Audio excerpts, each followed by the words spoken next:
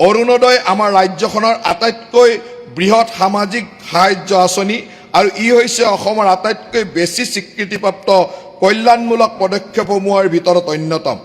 পূৰ্বৰ পৰ্যায়সমূহৰ পৰা আমি লাখ লাখ মহিলা নেতৃত্বাধীন পৰিয়ালক প্ৰত্যক্ষ মাহেকীয়া সাহায্য আগবঢ়াই অহা অৰুণোদয় আঁচনিয়ে এতিয়া সমগ্ৰ ৰাজ্যখনত প্ৰায় 40 লাখ পৰিয়ালৰ ওচৰ চাপিবলৈ সক্ষম হৈছে।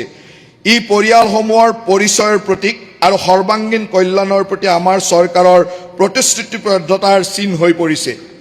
আগষ্ট মাহৰ পৰা অৰুণোদয়ৰ অধীনত ধন বিতৰণ পুনৰ আৰম্ভ হ'ব।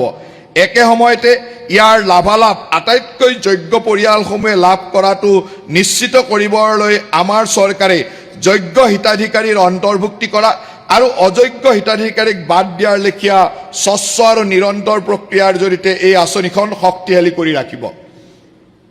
আমি অৰুণোদয় প্লাছৰ জৰিয়তে শ্বহীদ কুশল কোঁৱৰ সাৰ্বজনীন বৃদ্ধ পেঞ্চনৰ ধন আৰু বিধৱা পেঞ্চনৰ আঁচনিৰ প্ৰদানৰ কাম অব্যাহত ৰাখিম।